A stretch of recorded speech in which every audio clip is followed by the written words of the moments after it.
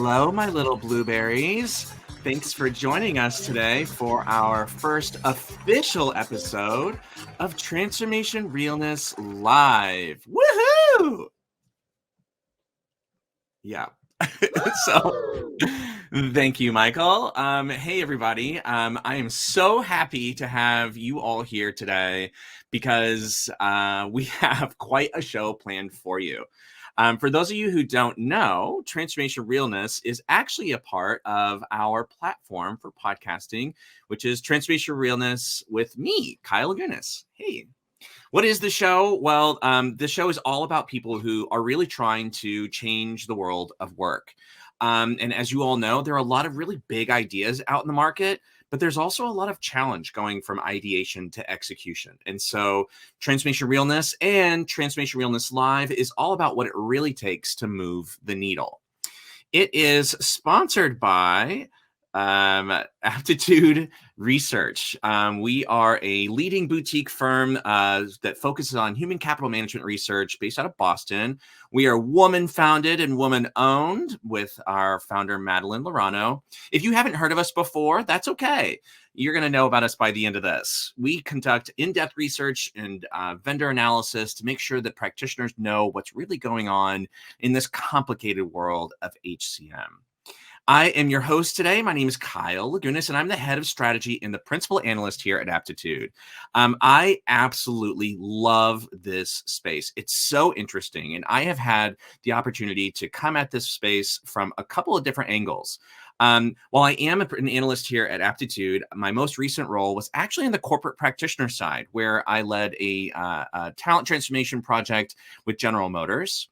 Before that, I got to sit on the vendor side as head of strategy at Beamery. And before that, I was the director of research at IDC. So I have been around the block a time or two. I want to give a very special thank you to our production partners, RepCamp Media. Michael, you are a wizard. Thank you so much for everything that you do. We have a very tight-packed agenda for Transformation Realness Live. We are going to start by setting the table. I'm going to share with you our latest research coming out of Aptitude around this giant topic of artificial intelligence in HR. We're going to go from there to a panelist Kiki, where we're going to sit down with each of our panelists for the day and get to know them a little better. And then finally, we'll bring everybody together to spill the tea in a roundtable on this topic. And I have been told there might be a special guest dropping by to present us with a challenging question where we can get the panelists' hot takes live. Now, this is going to be the fun part. At the end of this, in this segment, each of the panelists will answer the special question, and you, the audience, gets to vote on whose response you liked the most. Whoever gets the most votes gets to come on to Transformation Realness for their very own episode. Whatever they want to talk about, I'm down. And then I will bid you all bon voyage and see you next time at the end. Our special guests today, we have three incredible panelists that come from three incredible companies. First, we have Adam Godson, who is the CEO of Paradox. Yeah. Hey, Adam. Hey, Kyle. Good to be with you. Thanks for coming. We also have a dear friend of mine, Athena Karp, the general manager of HiredScore, which is now officially a Workday company. Hey, Athena. Hi, Kyle. Are you ready to rock, sister? Can't wait. Great. And then, of course, we have Kathy Pham, who is the vice president of AI and machine learning at Workday. She's also a fellow Bostonite. Hey, Kathy. Hello. Great to be here. Great to have you. Okay. Thanks, everybody. We have got a lot to cover today, so I'm going to jump us right into our content for the conversation. We are going to set the table on this topic of AI everywhere all at once. Honestly, I have already been to a couple of conferences this year, and it is going to be another year where AI are the two letters that we just can't get away from. Now, what's interesting is we conducted this research that was underwritten by Workday at the end of 2023. This is the second time we had done this study. Originally, it was underwritten by HiredScore at the end of 2022. And each year, we've asked this same question of of HR leaders. To what extent are they using AI in HR? And you see here in the orange are the responses from 2022, and in blue are the responses from 2023. Now, what's really interesting to me is that in 2022, we had 75% of companies were using AI to some degree in HR, which is really cool because we know the AI can actually do a lot for us. Now, flash forward to the end of 2023, and the story was a little bit different. We actually have 51% of companies that had stepped back from using AI in new ways entirely. Now, we do have still a number of folks that are continuing to power through, and I think that we're going to see this trend pick back up this year, but only if we can overcome the obstacles that we face. And if we look at the survey data for the leading obstacles that were getting in the way of adoption of AI in 2023, the number one obstacle was gaps in the HR organization's understanding of AI and automation.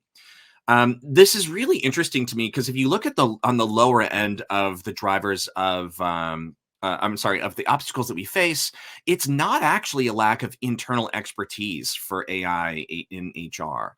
It's also not really a lack of bandwidth for evaluating and implementing new capabilities.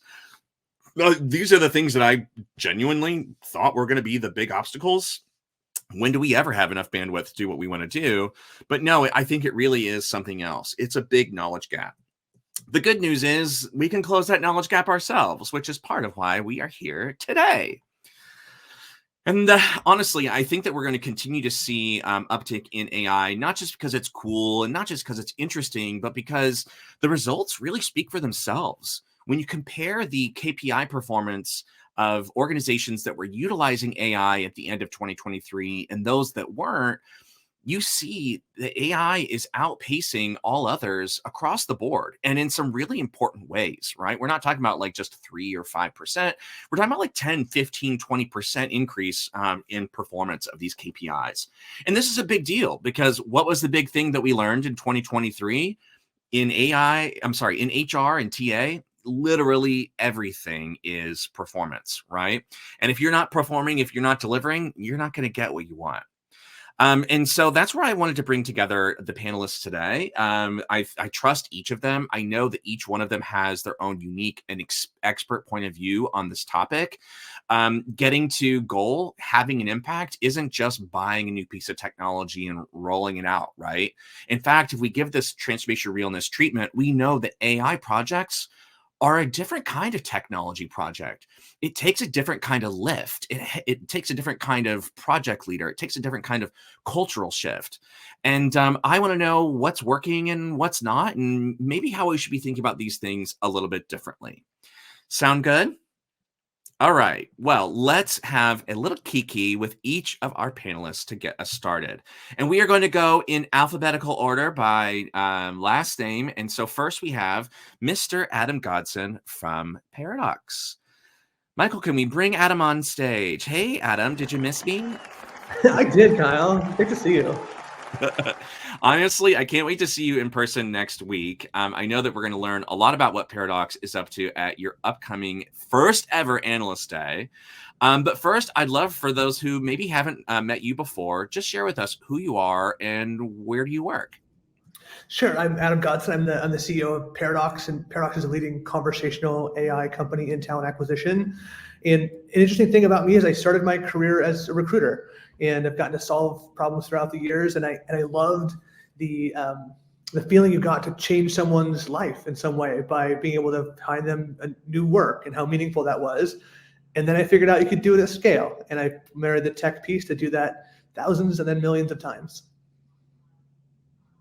And yeah, now we're at a level of scale that I don't think either of us ever imagined possible. I started in recruiting too. I wonder how many others have. It's interesting, TA. We like to try and fix the problems that are in front of us and try and pull at the thread. It's really been great to see your career grow to where you are today. What brought you to the work and what keeps you in the space? Yeah, honestly, I think the idea that you can make a difference, honestly, is that, and being able to see someone get a job and see someone that is, making a difference for their family, for their life, and also in the arc of a business, to have businesses run that are fully staffed and operating well makes a huge difference. And I think that kind of become addictive in some ways, to say, how can I do that more? And how can I make a bigger difference in that? And I think you find great people in this space, and I'll never do anything else. I love that the impact is part of the mission for you. And especially because it segues into the third question I want to ask is, what do you think HR is getting right when it comes to AI? The work that we do is innately human-centric, and AI is kind of throwing us for a loop. What do you think we're doing right? Yeah, I think we see pockets of practitioners that are looking to solve a discrete problem. And so instead of thinking they have to solve everything all at once, it is to say, how do I take one thing that is painful, that hurts, and say, how do I solve that? So we look at interview scheduling or candidate screening, or something that can be sort of discrete in solving the problem in a stepwise manner, rather than trying to do everything big bang. I think we see good success with people doing that. Yeah, I couldn't agree more. Well, I'm really excited for you to sit down with everybody else. This is going to be a very lively panel. Thank you, Adam. We'll catch you more soon. Awesome. See you, Kyle. All right. Next up, we have Athena Karp, General Manager at HiredScore, and a personal friend. I've known you for so long. I honestly feel like, yeah, I'm really excited to have you on, and we can have our little kiki now. Athena, for those who don't know, who are you and where do you work? Sure. So I'm Athena Karp. I started HiredScore 11 years ago. Very early AI for HR, especially the responsible AI. I, as of last week, am now HiredScore's part of Workday, and I'm GM HiredScore at Workday. Love it. What brought you to this space? I'm honestly, it's it's a weird space, isn't it? So what brought you in and what's kept you here? Yeah. So, the whole concept of HiredScore started from seeing a problem in society that I felt was unnecessary, that we hadn't solved it yet. And it was actually my first day. My first day of full-time work after college was at an investment bank in New York, in Wall Street, and we had a break, and there was a long line for the men's room and no line for the women's room. And it just is a reverse pattern from what you see everywhere. And so I went back and discovered, I think that the challenge was, as a company and as an org, they had very exciting diversity, inclusion, including gender equality in the workforce goals.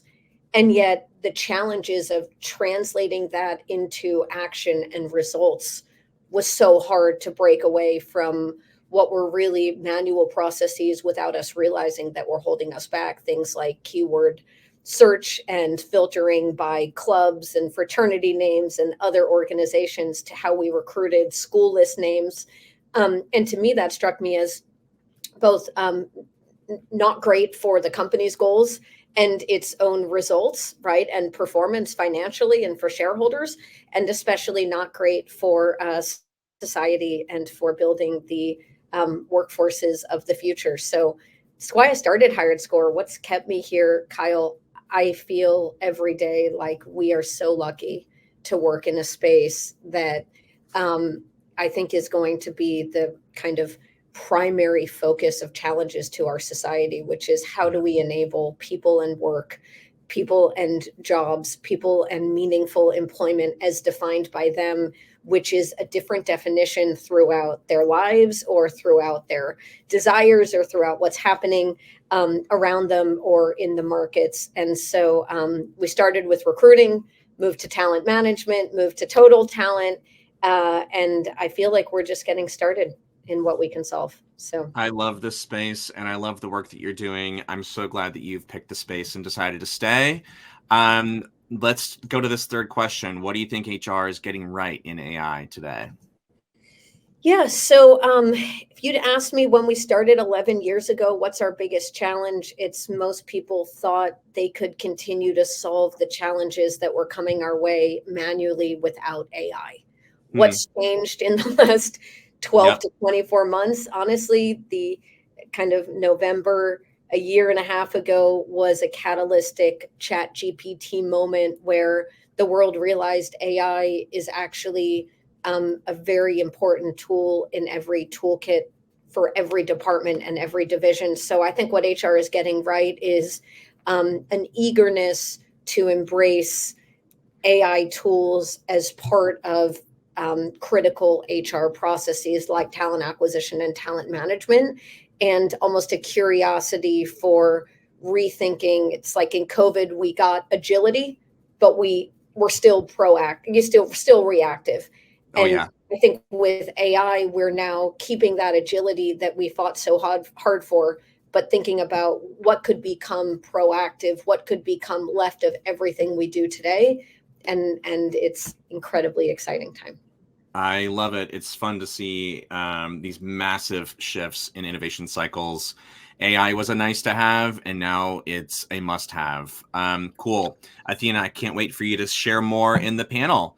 Next up, we have Kathy from Workday. Yeah. Hey, Kathy. Hello. Thanks for joining us. You know the drill by now. Who are you and where do you work? I am Kathy Pham, and I now get to be the workmate of Athena Karp, which I am so thrilled by for everything she just said and teaches us and all the things that she has built as one of the best AI leaders I've ever met. I am a teacher. I teach a product management and society class at Harvard, where we actually focus a lot on building products and services that solve problems for people, businesses, and society. And most recently in my class, talked a lot about how the moment now of building products with a new kind of technology like AI, machine learning, is different, and how do we meet that moment. And my main day job, which I'm now in for 6 months now and absolutely love, is as the Vice President of AI Machine Learning here at Workday. We're a finance, HR, and students company where we are the system of record for some of the most critical services that many businesses and organizations run. I've heard of it. Thank you for doing the amazing research that you do. Yeah, I mean, honestly, I think all four of us are here because we're just fascinated by the space, right? I think we're almost like hobbyists, yeah, philosophers. Well, what brought you to not just AI in general, but here into like the world of work, and yeah, what keeps you here? You said 6 months in, right? 6 months in, and you know how when we look at our lives in hindsight, we can track these paths that we've taken. I've done research in AI machine learning for about 20 years now, starting from my collegiate days. And I actually built my first sentiment analysis engine about 15 years ago now. And I think I knew then the power of some kind of machine learning, deep learning, or neural network applied to large scale data systems to solve problems, but to do so responsibly, because I had shipped something and everyone was so excited about it and no one questioned it, Kyle. I remember no one questioned. Everyone's like, oh, give it to us. You want to try it. Yeah. And I think about that responsibility a lot now as I've spent my career building large scale systems in search that millions and billions of people touch, inside hospital systems, inside critical government services.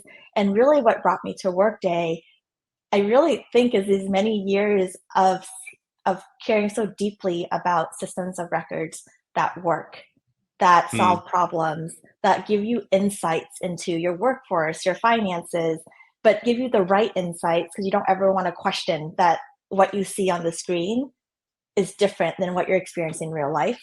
And in many ways, I think of how all of those intersections led me to this perfect role that they made for me at Workday that feels like a Kathy size role, to get to think about how machine learning AI really impacts the workforce, the future of work, however you want to call that bucket of finance, Absolutely. HR, students, faculty, et cetera. I absolutely love it. And I'm so excited to have another brilliant mind in the space, especially coming from your background. Just so interesting. I think now more than ever, we have to be mindful, not just of the front end of that interface and like the outcome of the use case, but really what's powering these things behind the scenes. Super cool to have you. All right, Michael, do we want to bring the rest of our panelists on? It is time for us to spill some tea, honeybees. See, that's literally what my slide says. Okay, cool. Well, so we know each and every one of you intimately. I feel like we are old friends. I'm going to take us through this conversation, and we are going to move pretty quick. We are going to start with question number 1, which is, excuse me. AI is everywhere and seemingly all at once. What is an HR girly to do? What are you guys seeing in the space that is overhyped? What actually has utility? And what cool stuff is worth considering? And Kathy, I'm going to start with you. Yes, love this question. And I actually would love to realize we didn't talk about in the intro part where HR is doing it right.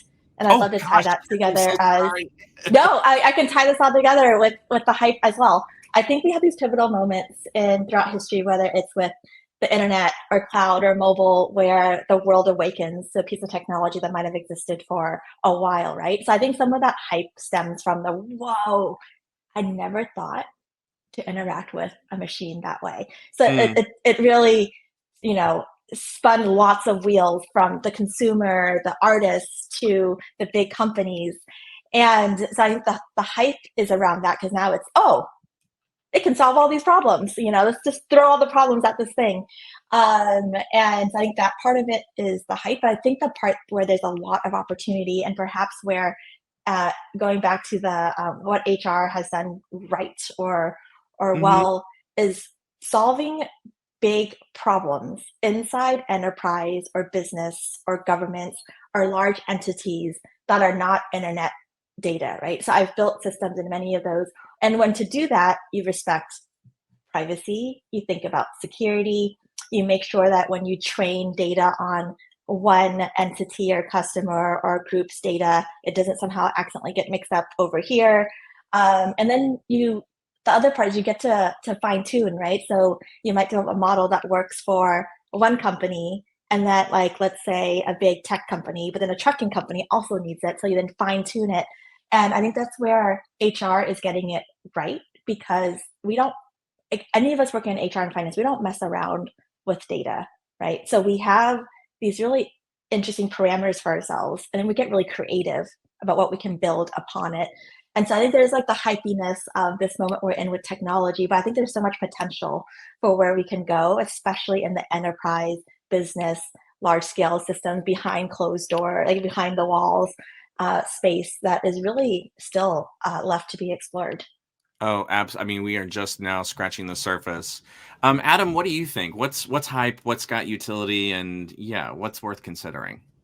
Yeah, I think for me is being sure that practitioners have a problem that is finding a solution, rather than a solution that's looking for a problem. So finding what are the areas in the business that are painful. And the reality is, I love talent acquisition. Most companies are hiring frontline in like 20 days and professional in like 50 to 60 days. There's a lot to work with there. And so finding the right things. And it's often, we've seen great success in interview scheduling, for example, and automating that part of the process and shrinking that to a few days. And seen great success in high volume sort of frontline hiring using texting, SMS to get people really fast through their screening and scheduling and offer processes. So finding the right use cases and not trying to just think about some far-fetched use cases that maybe will exist someday, but there are so many things in the bottom end of the hierarchy of needs that we can solve today, and I think that practical place is a really important place to start. Yeah, I mean, I love the answer from both. I mean, there is a lot of big opportunity and really interesting things, but the utility is a great area to focus. And I don't want to comment too much on finding problems to fit use cases, because this is a friendly space. Athena, I'm going to come to you with this next question. We need to get, I think, a little closer to the problem here about what's working and what's not. What do you see as giving HR pause when it comes to AI? And I think my real question here is, how much of it comes down to trust? trust in our partners in the vendor space, trust in our own expertise and ability to drive projects from start to finish, trust in like our ability to like navigate these new crazy use cases, especially thinking about like governance and legislation is still pretty nascent. Yeah, what's your take? So I think, as I said in the beginning, one of the things that's so excited is after 11 years of doing this, we see much less pause than we've ever seen before from HR of adopting and implementing new technologies. I do think there is, in some ways, kind of a resistance to how AI was in a flurry overnight brought in over the last 12, 16 months, which was everything now has AI at the end of it, whether you've been an AI company or not. And it's so cheap and easy, seemingly, to spin out some Gen AI frills and features as a side gig, that I think there is a backlash against, wait a second, I don't want to turn anything you can do in AI on. One, it might not be safe. That's a good reflex to have. Two, Yeah.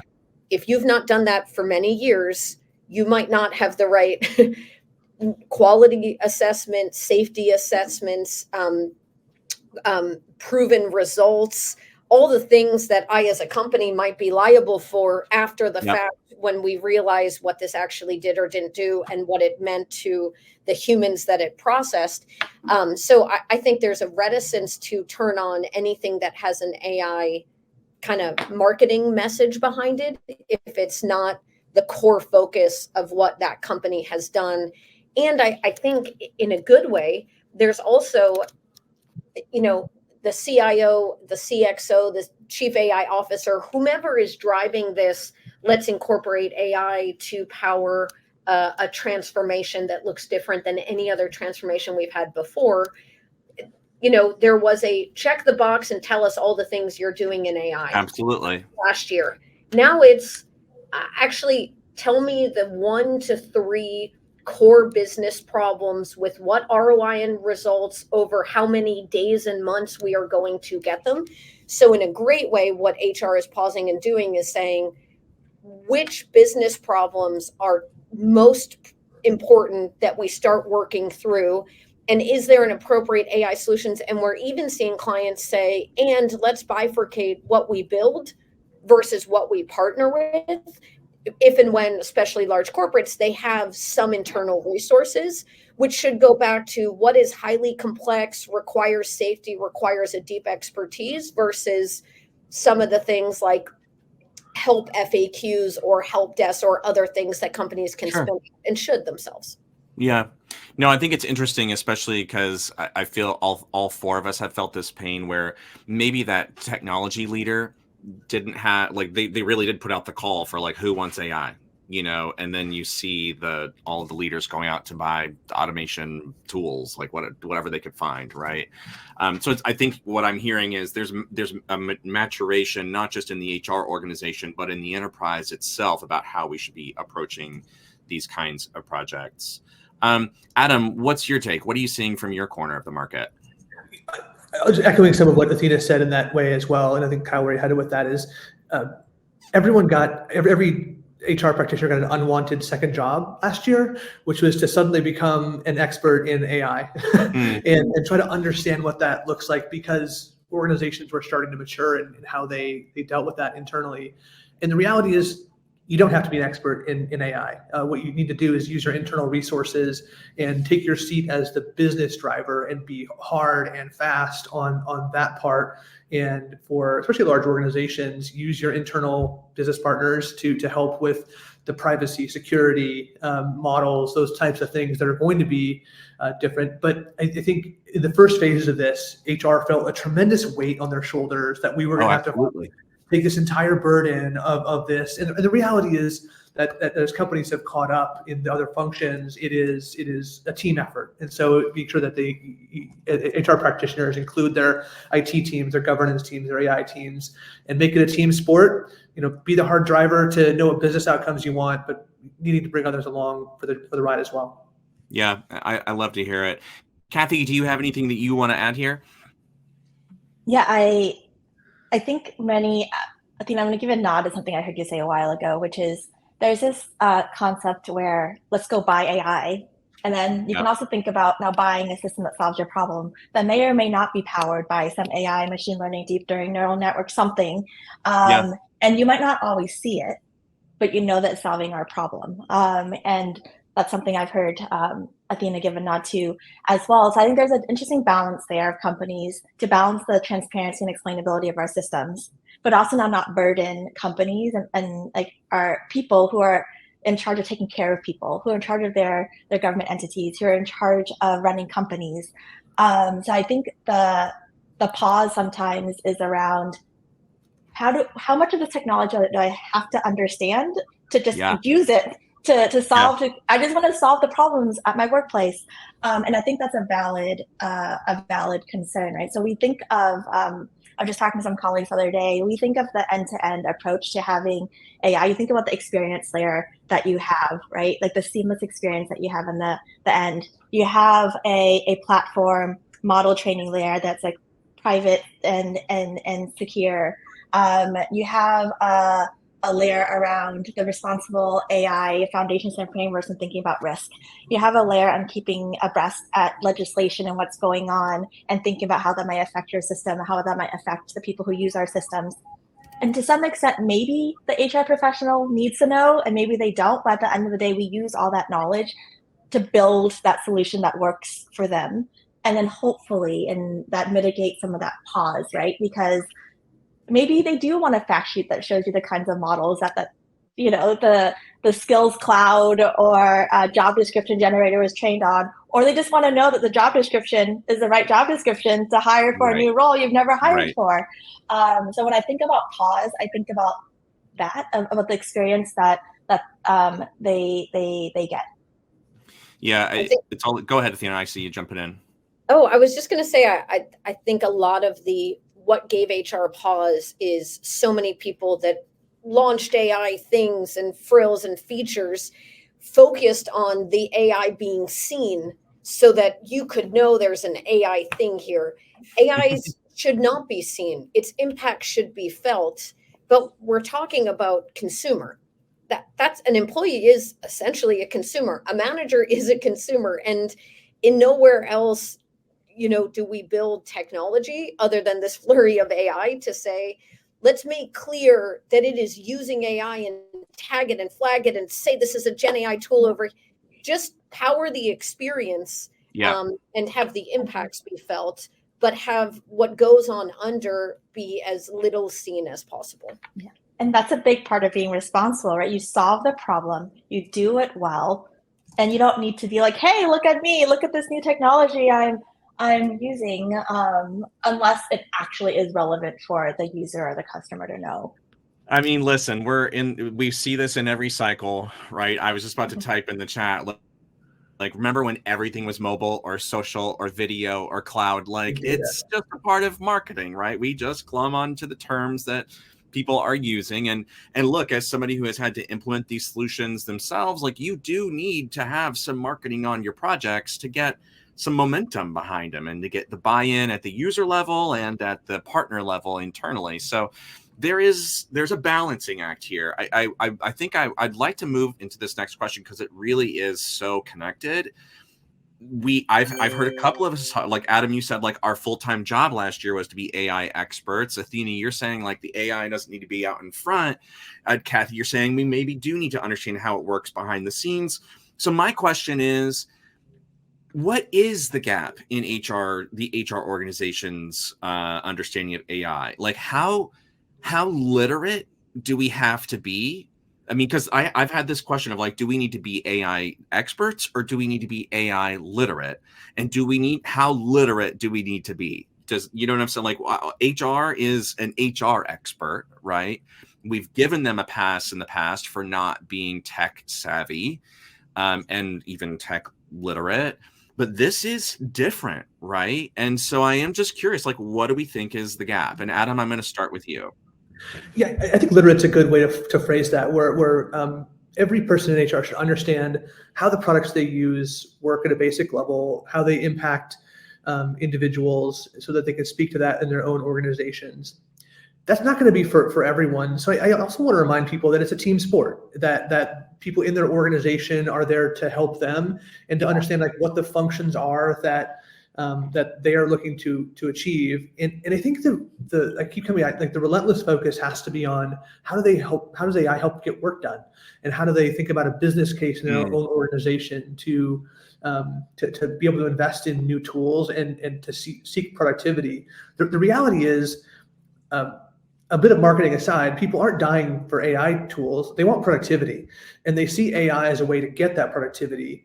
But what they really want is to get that work done. And so I think being able to focus on business cases and how that's the real job of an HR professional. They do need to be literate to help get that done and help rally the team, but then remembering that it's a team sport and using the resources around you as well. Can I piggyback on that? Because the team sport piece it really speaks to me. I think there's the team sport of having your partners across enterprise leadership, but it's also team sport within the organization. It's like the HR organization itself. I feel like it's not like all of us need to be lemmings and just march toward an AI enabled HR of the future. But I do think that there has been in the rank and file a lot more resistance than there has been intellectual curiosity and a willingness to learn and grow. I really like seeing in the solutions that I think are leading solutions in the market, real human in the loop things like features. And I don't just mean human in the loop in concept, but like Athena, I think about with HiredScore, the explainability of why one candidate is rated the way it is. And it's explained in natural language in a way that a recruiter would share with a hiring manager. So I just feel like we see and still you would have, there's still users who are like, man, I don't know if I believe that. So I feel like the team sport piece, absolutely. I need to build better teamwork with my partners that are going to drive these projects. But I really need the end users to also take that team mindset, because whether the solutions are implemented perfectly or not, we're still trying to solve their problems, not just our own. Athena, do you want to jump in on this? I've got you next in the. Yeah, I think actually, let's take it off HR and let's take it on vendors. If the vendor can't explain, it's like the best professors where Kathy teaches. If they can't teach anyone a base foundation of what they are the expert in, they might not be the expert we think they are. And I think that goes to, we should be able to explain to any HR leader how what we do works. Or I've got some questions about, is it more of a black box than we thought?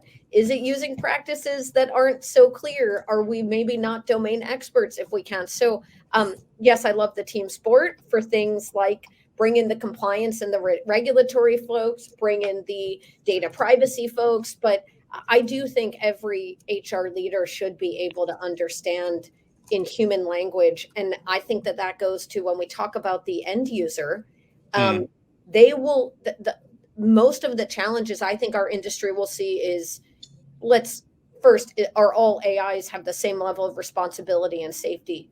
If they are waiting for laws to pass to tell them what to do, absolutely not. You need to be 3 to 5 years ahead of laws because technology moves faster than laws. But let's step back from that and say many of the technologies that will work, our challenge will be the human-machine collaboration, because we're not automating everything. We should not automate everything. Many things should and need to have that collab in place. And if the end user doesn't understand why this recommended you do what it does, you will not have that engagement and adoption. And so I think there's so many levels of explainability. And Kyle, one of the questions in that was, how do we think about, the HR teams that now feel behind? And I actually think that's one of the most beautiful things about AI, which is it gives you the ability to leapfrog. Honestly, just like landline to mobile, we don't have to go learn landline technology when we're already ready for mobile, and we can skip right there. And but you can't leapfrog multiple things. Pick one thing that you're leapfrogging, this phase 2 of that leapfrog, and that leapfrog HR is something that's making us, I think, really excited to hear more and more leaders talk about that leapfrog opportunity. I agree. Well, Kathy, I only have time for us to wrap with this one more question. If it's okay with you, I would love to know what the path forward looks like. And maybe there is like we can tie in a little bit of this previous conversation. But I think that's what we want for folks to think about here is like, are there pillars of safe, ethical, meaningful strategy for AI? Are we seeing, especially in your work outside of the HR space, other enterprise functions that are building out some better practices than we could rely on? Yeah. I on the on the path forward for safe, ethical AI, especially for in systems of records where candidly, of course, HR professionals don't want to take risk on their systems of record, right? And for all of us who are vendors to recognize that responsibility that we have to the customers that we have, and then their responsibility that they have to the people that they work with. So I think a couple of things. One, for organizations to lean into entities or things they buy or even internal infrastructure that really do put privacy and security at the center. And what that looks like is if you're training on certain data and another group should not have access to that data, do you have infrastructure in place to do that? That seems like it's table stakes, but we've seen that more with stuff that's trained on the internet. It's kind of just everything is at play, right? So I think one, there are definitely ways and muscles we've built that we can now build upon for adding the new layer of machine learning in. I think another one is collaborations across disciplines. Athena has an amazing science advisory board to help them interrogate some really hard issues and to really think about, if we're in HR, let's think about where the technology is going, the societal implications on it, think about different academic or other researchers that are really helping us interrogate how people interact with our technologies and bring that into what we build. And then we can think of some of the risk and mitigate some of the concerns. And so I think that's another big one. And there's a big, Athena brought up waiting around for policies, right? I think there's a value add for contributing to policy and legislation and in the process, learning about what people are doing around the world, learning about what our partners are doing. I used to run the National AI Advisory Committee and now sit on one of the government generative AI task force. And a part of that is that I contribute them, but another big part of that too is I'm learning a ton about what's going on. So I think there's a legislation piece that we can't wait on because it's slow moving. But that we can still contribute to and learn from and bring back to our organizations. And also end with talking about partners.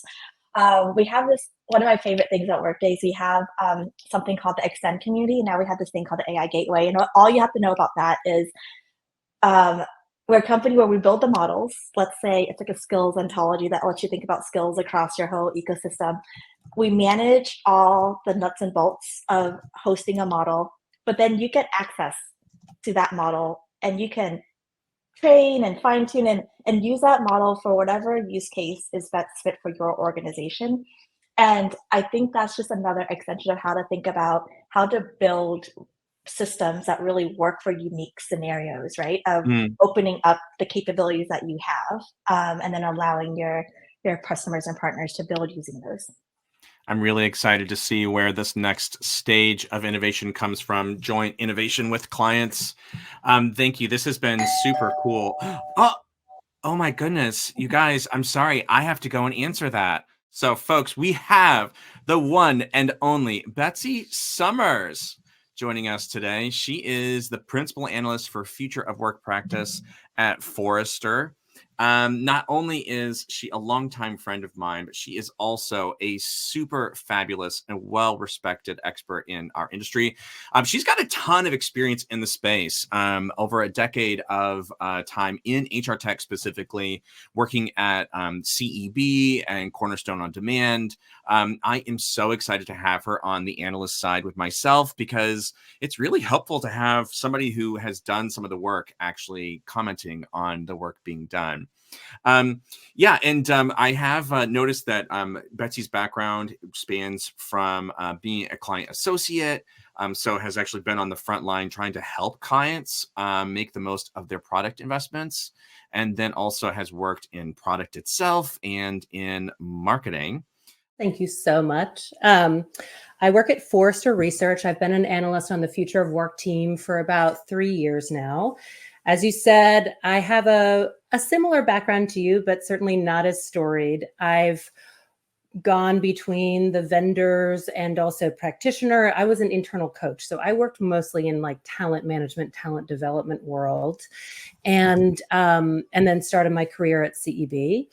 So I love that kind of panoramic view of HR technology and also just helping clients understand what is going on and helping separate some of the hype from reality. Yeah, yeah. I mean, it's hard to separate that hype from reality if you don't know what's going on the front line, right? If you haven't actually done the work. Well, I'm Totally. sure And that, that armchair analyst stuff is very, very rampant, right? And yeah, while it does have a lot of value, it needs to be grounded in like real pragmatic approaches and what you're bringing to the table, like the realness. We need to talk about what's actually going to make a difference for people. And so I'm so happy to be here with you. and I'm glad we got your technical difficulties worked out because you gave me Sorry such a about great that. plug. All right. Well, since we don't have a lot of time, what is the extra spicy question that you have for our guests today? Oh, wow. Okay. Right into it. Okay. So there is a lot of talk in the market about ethical and responsible AI for very good reason. But I'm finding a lot of misunderstandings about whose responsibility that is.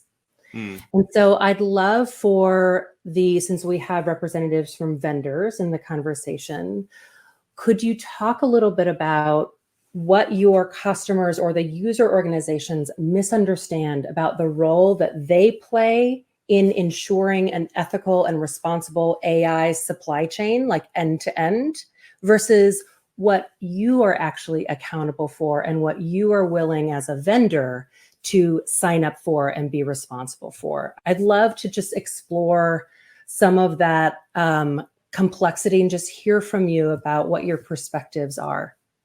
I love it. All right. Well, we can bring all of our panelists back on stage, Michael. Thank you so much for your patience. No, we're good. I had to think on my feet. I should have had like a little tap dance or something ready to go, but instead, you need like HR tech themed jokes to like be able to just like pull out of the hat. note cards. All right. Well, so we are going to go in reverse alphabetical order for this one. Panelists, you each get 2 minutes to respond. And Kathy, you are going to lead us. Take it away. Thank you for this question. Hi, Betsy.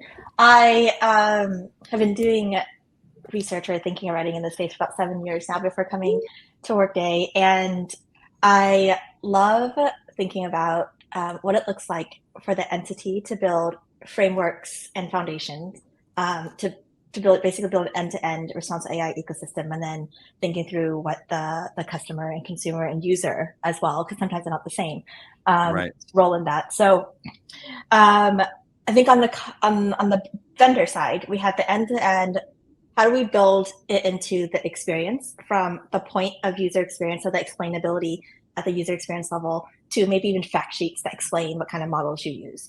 You think about at the machine learning platform data layer, how do we deal with privacy and security at that moment? We think about a risk management framework so we can determine, should we even build something with AI machine learning? And if we do, what's the level of risk and how do we build that into the system? So I think that falls, and then what's our contribution to thought leadership and public policy around the world? So that falls in the bucket of what we're responsible for. And then what it looks like with our customers and our users, I think is that partnership and really understanding what kinds of problems they have for us to solve. And then working with us to say, all right, does this solve the problem? Because for me, responsible AI is ultimately AI that solves the problems for the customer and the users. And that's where I see our users and our customers coming in, that feedback cycle of what problems are you having to solve for, and then lean on us to make sure we're able to build the technology side to solve those problems. Great, Kathy. Thank you. Athena, you are next. What do you think?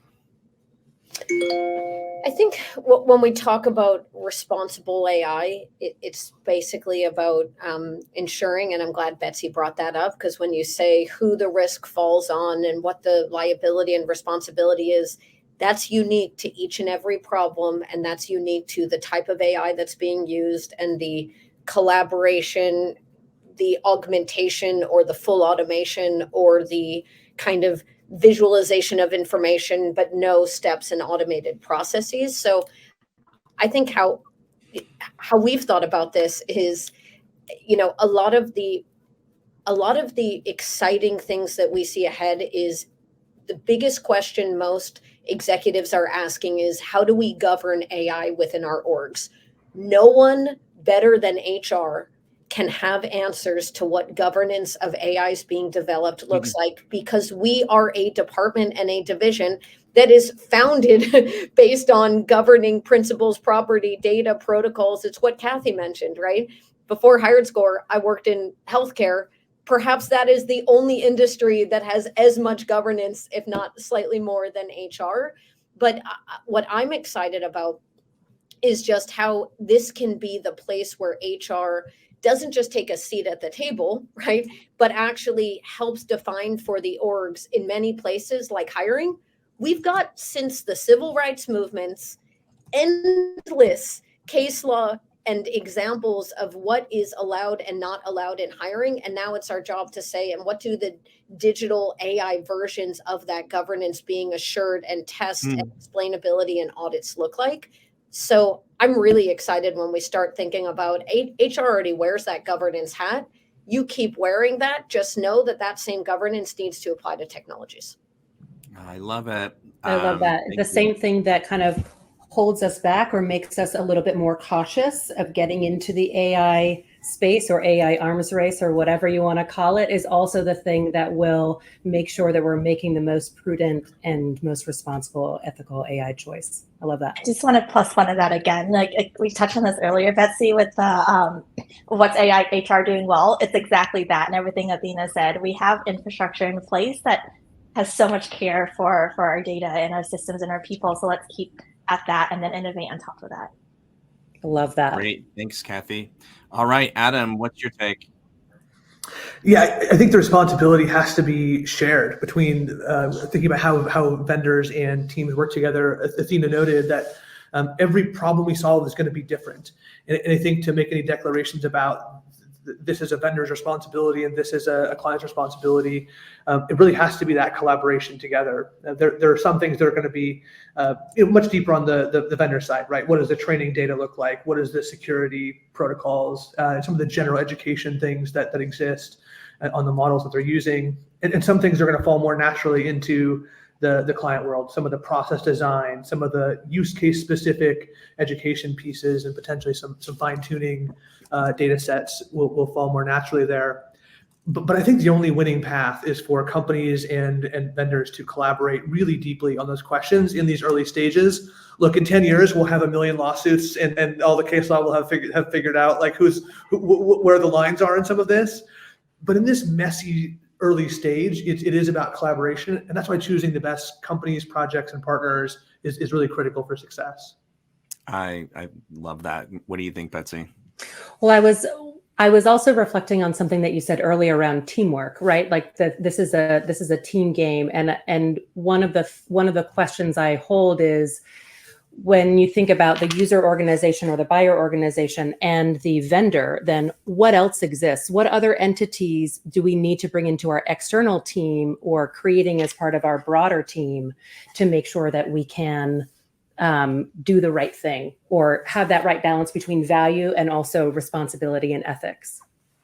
Yeah, I think there's lots of those. There's a whole ecosystem around partners. Just in this early stage, everyone won't have the answers. So I regularly talk to different AI ethicists that companies have that they've brought on to help understand that. There may be other third parties that help understand data security, privacy, training of models. So I think as a HR organization, we don't have to know it all. And the vendors probably don't know it all. So how do we think about how we collaborate really well together? Oh, not having to know it all. Like now you're speaking to the HR need for control. Yeah, right. I'm like, ugh. And I All right, love any opportunity to reference Athena, who has a science advisory board, and how amazing it is for an HR company to recognize that you can have a whole board that exists to help you understand what you might not know. specifically for this problem, right?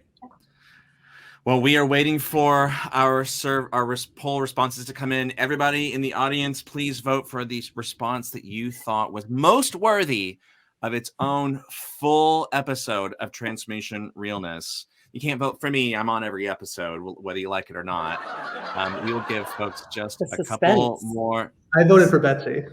You voted for Betsy? I'm already a winner. I wasn't even on there. I voted for Kathy. She has her own class. She needs her own show. I voted for Athena. I feel like this is gonna. I didn't know that you guys were even allowed to vote, and it looks like the poll was reset here, but that's okay. Oh no, there we go. We just relaunched it. Okay. Oh my gosh, what do you know? We're out of time, and we have a total tie. We have no, we're moving. All right, we're gonna close the poll right here. We have 12. Let me see here. Number one, we have. Oh wait, where did the poll go? Close poll. There we go. We have a tie, ladies and gentlemen. We have 38% voted for Athena, 38% voted for Kathy, and 24% voted for Adam, including myself, Adam, just so you know. Well, thank you all so much. I can't believe we are out of time already. This was really fun. I normally have a whole wrap section, but I'm just going to say goodbye to all of you since we are at time. Thank you for coming on the show. It was a lot of fun.